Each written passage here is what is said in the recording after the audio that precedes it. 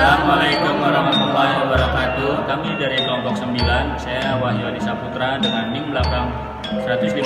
Saya Prisa Najang Banjarang dengan NIM belakang 128. Saya Rizky Ramadan dengan NIM belakang 146. Kami akan menyampaikan materi wayang kulit sebagai media dakwah agama Islam. Pengertian dakwah kultural. Dakwah kultural adalah suatu rancangan perubahan sosial yang bertahap sesuai dengan kondisi empirik yang diarahkan kepada pengembangan hidup yang Islam pada manusia sebagai objek dakwah.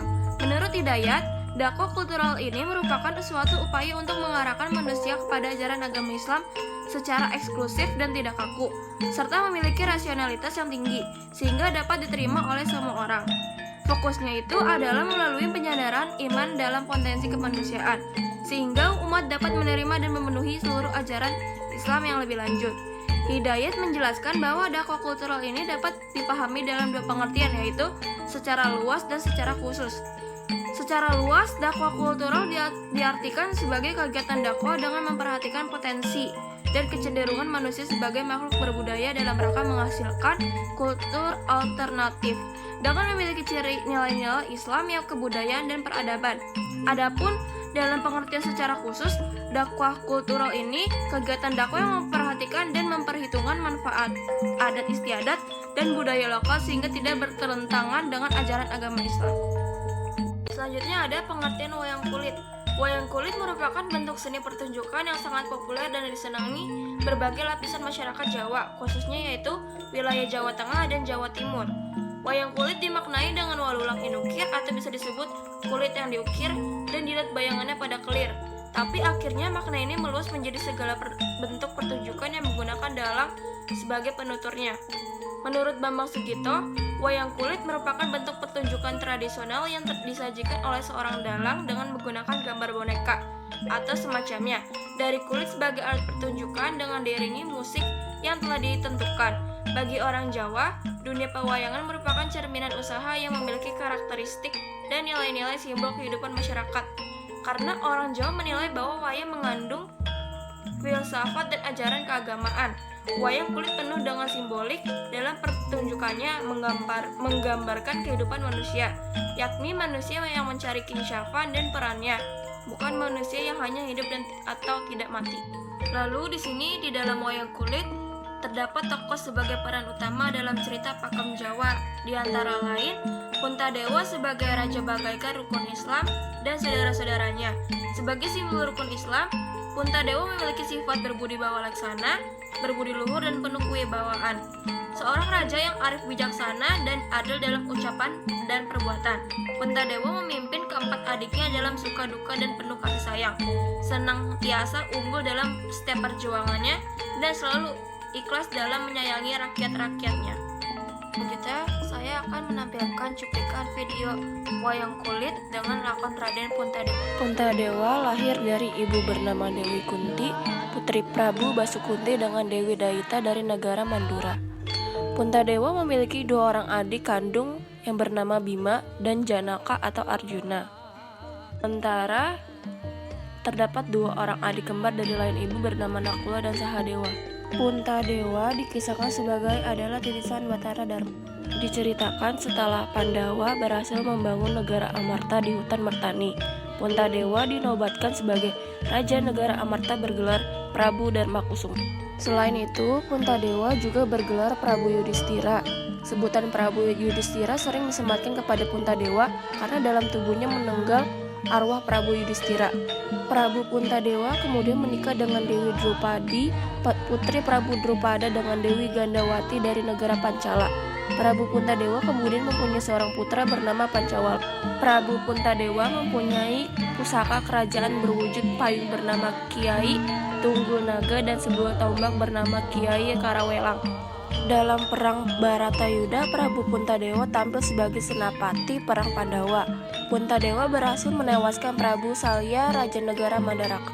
Sesudah berakhirnya perang Baratayuda, Prabu Puntadewa menjadi Raja Negara Astina bergelar Prabu Kalimataya.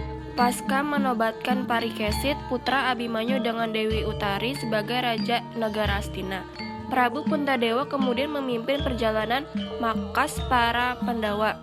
Perjalanan ke markas para Pandawa 5 juga diikuti Dewi Drupadi. Baik, selanjutnya ada jenis-jenis wayang kulit. 1. Wayang beber. Wayang beber merupakan wayang tertua di Indonesia yang ada sejak 1223 Masehi. Dinamakan wayang beber karena sang dalang memainkan wayang ini dengan cara dibeberkan atau dibentangkan. Yang kedua ada wayang golek. Berbeda dengan jenis wayang lain yang menggunakan bahasa Jawa saat pertunjukannya, wayang ini menggunakan bahasa Sunda karena berasal dari Jawa Barat. Yang ketiga ada wayang purwa. Wayang kulit ini juga merupakan salah satu jenis wayang tertua di Indonesia. Wayang purwa dikenal luas di Indonesia sejak abad ke-11 pada masa pemerintahan Raja Airlangga. Yang keempat ada wayang kelitik. Jenis kesenian wayang kulit satu ini cukup berbeda dari jenis lainnya. Jika wayang pada umumnya terbuat dari kulit, sebagian besar wayang kelitik ini justru terbuat dari kayu.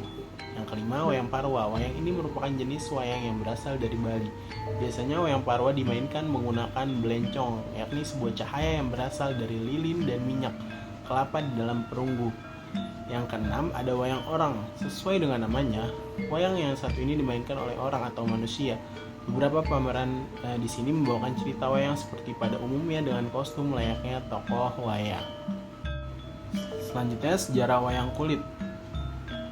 Sejarah dari mana asal-usul wayang kulit bisa dikenal di negara Indonesia juga terbilang cukup beragam. J.L.A. Brandes, Anker Rens, dan beberapa peneliti lainnya meyakini jika wayang berasal dari Pulau Jawa. Lalu dari penelitian R. Pichel, Poinson, Gosling, dan Racers menjelaskan jika wayang berasal dari negara India. Jika dari penelitian Jack Rom dan W.H. Racers dapatkan sebuah penjelasan bahwa wayang berasal dari percampuran budaya Jawa dan India. Geslegel menyatakan jika wayang berasal dari negara Cina. Guru besar ilmu pedalangan seni Indonesia, Yogyakarta, Prof. Kasidi Hadi Prayitno menyatakan bahwa wayang sudah ada sejauh sebelum abad ke-9. Jika dilihat lebih jauh lagi, ternyata di negara Indonesia bukan hanya ada wayang kulit saja, melainkan ada beberapa bentuk wayang yang terbilang cukup populer di asal daerahnya. Manfaat wayang kulit dalam beberapa nilai. 1. Nilai religius. Nilai religius dalam pergelaran wayang dimulai pada zaman Kerajaan Demak. Pertunjukan wayang di masa ini bermanfaat untuk menyebarkan agama Islam serta nilai-nilai atau ajaran di dalamnya. 2. Nilai kepahlawanan. Dalam wayang salah satunya tampak dari kisah Ramayana atau Mahabharata dan tokoh-tokoh kepahlawanannya. 3. Nilai filosofis. Pergelaran wayang senantiasa terdiri dari beberapa bagian atau adegan yang saling berkaitan antara satu dengan yang lain. Tiap-tiap bagian melambangkan fase atau tingkat tertentu dari kehidupan manusia. 4. Nilai pendidikan. Nilai pendidikan dalam pertunjukan wayang terdapat nilai pendidikan etika atau pendidikan moral dan budi pekerti. Di sini ada cara pembuatan wayang kulit. Silakan disimak ya.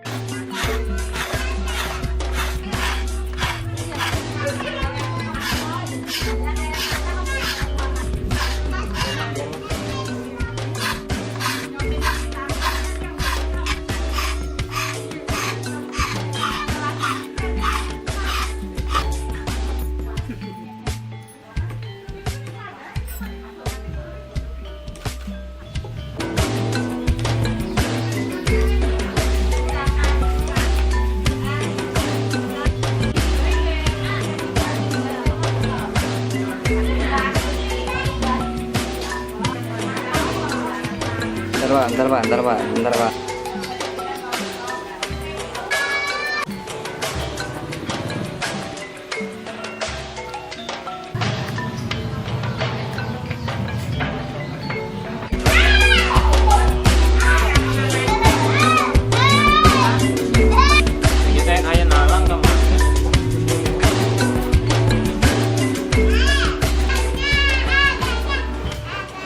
Akan melanjutkan materinya, yakni dengan pengertian media dakwah Islam. Kata media berasal dari bahasa Latin median, yang merupakan bentuk jamak dari medium secara etimologi yang berarti alat perantara. Wilbursheim mendefinisikan media sebagai teknologi informasi yang dapat digunakan dalam pengajaran. Secara lebih spesifik, yang dimaksud dengan media adalah alat-alat fisik yang menjelaskan isi pesan atau pengajaran. Dakwah sebagai sesuatu kegiatan komunikasi keagamaan dihadapkan kepada perkembangan dan kemajuan teknologi komunikasi yang semakin canggih. memerlukan suatu adaptasi terhadap kemajuan itu. Artinya, dakwah dituntut untuk dikemas dengan terapan media komunikasi. Sedangkan Islam memiliki beberapa arti dalam bahasa Arab. Islam merupakan masdar dari kata aslama yuslimu islaman yang artinya taat, tunduk, patuh, dan berserah diri kepada Allah. Manfaat media dakwah. Ada beberapa manfaat media untuk dakwah. Yang pertama yakni penyampaian informasi dapat diseragamkan. Yang kedua menjadi lebih interaktif. Yang ketiga efisiensi dalam waktu dan tenaga. Yang keempat, dengan adanya media, mungkin media memungkinkan proses belajar dapat dilakukan di mana saja dan kapan saja, dan akan memudahkan untuk berdakwah. Kesimpulannya, yakni media dakwah yang dipraktekkan dari masa ke masa secara substansinya tidak berbeda. Namun secara teknis, metode dan strategi dakwah saat ini cenderung mengikuti perkembangan zaman. Dalam pandangan dunia global ini, fenomena dakwah semakin menarik untuk dikaji dan akhirnya metode dakwah dipraktekkan sesuai dengan zaman.